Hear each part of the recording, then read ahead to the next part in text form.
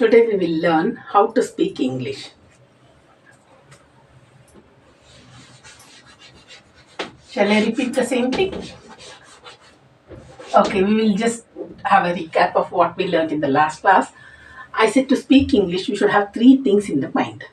What are those three things? First is the subject. S, yes, and T. S, S, and T. I said we should first think of the subject, the topic on which you want to speak.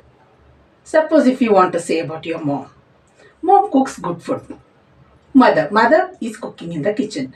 So you want to speak about mother. So just think of that word. Or a dog, or a cat, or a brother, or anything. Just you, trees are so tall. Trees. As a subject, first fix karo. Then you come to the sentence. In a sentence, I also said the subject will be of three types. First person, second person, and the third person. Okay. The first person is nothing but I and we. Second person, you and you. Third person, it may be he, she, or they, children, parents, schools, trees, anything it could be. That is he, she, etc. etc. ಈಗ ಕನ್ನಡದಲ್ಲೂ ಕೂಡ ಹೀಗೆ ಅಂತಾರೆ, ಪ್ರಥಮ ಪುರುಷ, ದ್ವಿತೀಯ ಪುರುಷ, ತೃತೀಯ ಪುರುಷ ಅಲ್ವಾ. ನಾನು ಮತ್ತು ನಾವು ಎಲ್ಲ first person, you and you second person. Similarly in sentence we have three things.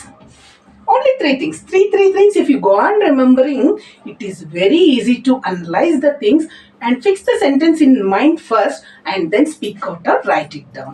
To just verify it, you yourself read after writing down in a book, you just read the sentence and you can easily find out where you have gone wrong.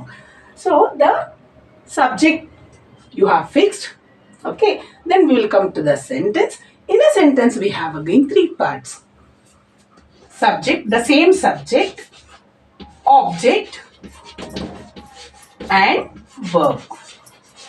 Okay, in simple sentences, only these three things are very important. The starting word of your sentence will be the subject, so that you should take care of, and the object. The mostly it will come in simple sentences.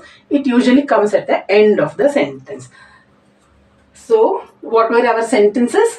The book is very interesting, we said.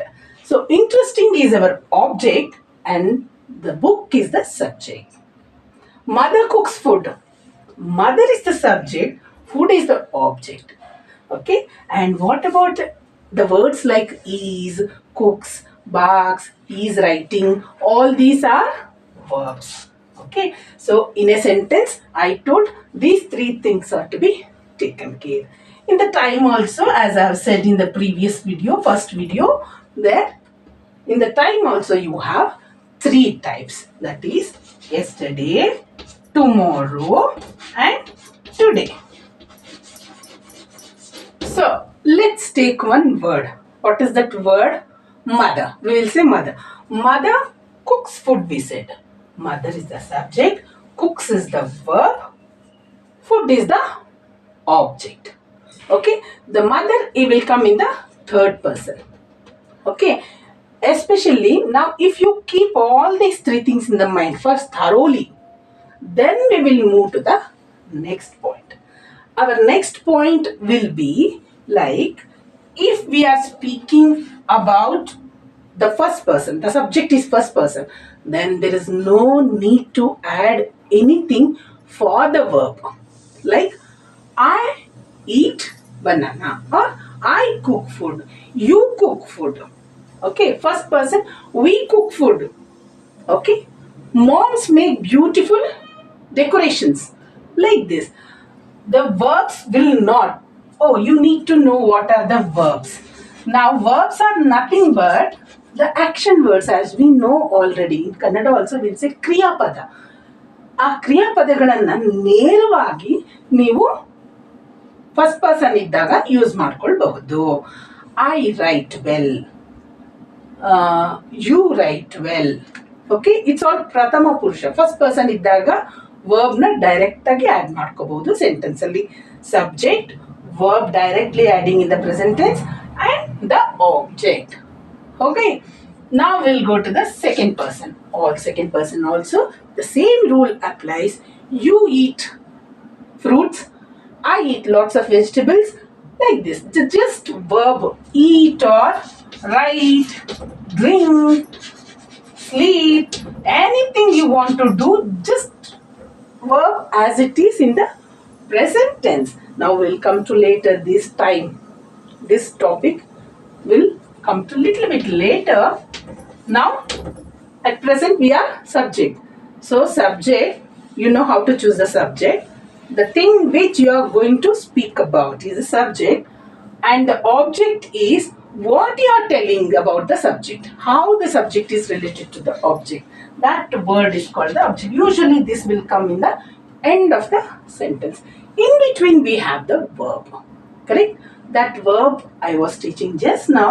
See, the general action words, present tense action words, as it is we can use. Rule number 1, you have noted in your mind.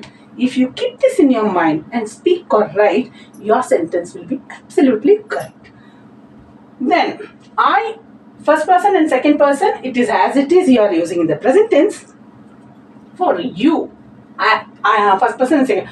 For third person, I mean, for third person, suppose if I take a word Raju or a Ravi or XYZ, anybody it could be, that will become a third person. For third person, he writes the poem.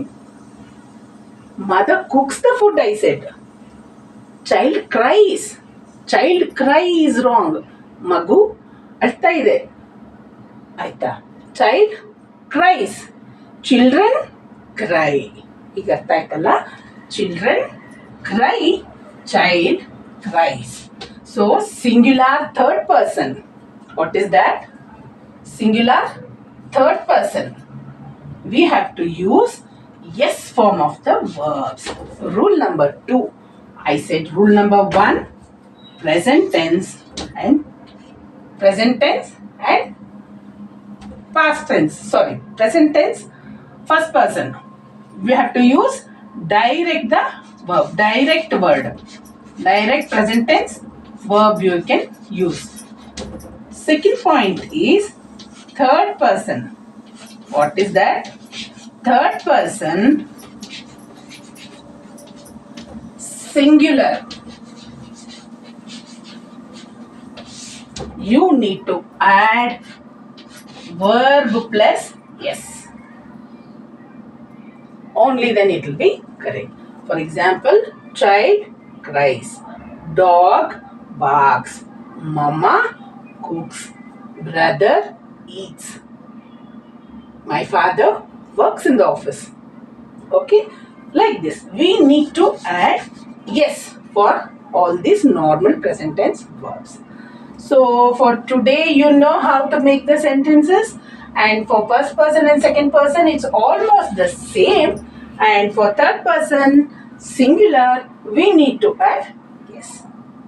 And third person plural, like children write well, the players play well in the game.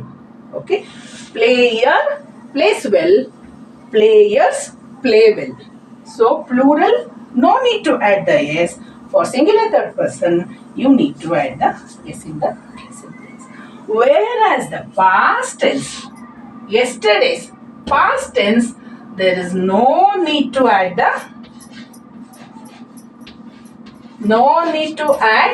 yes. This is the rule number 3. There is no need to add yes for third person plural subject. If your subject is third person and plural, there is no need to add yes. Like how we were using in the first and second person, the third person, if the subject is plural, then we apply the same rule. That is no yes for the verb subject.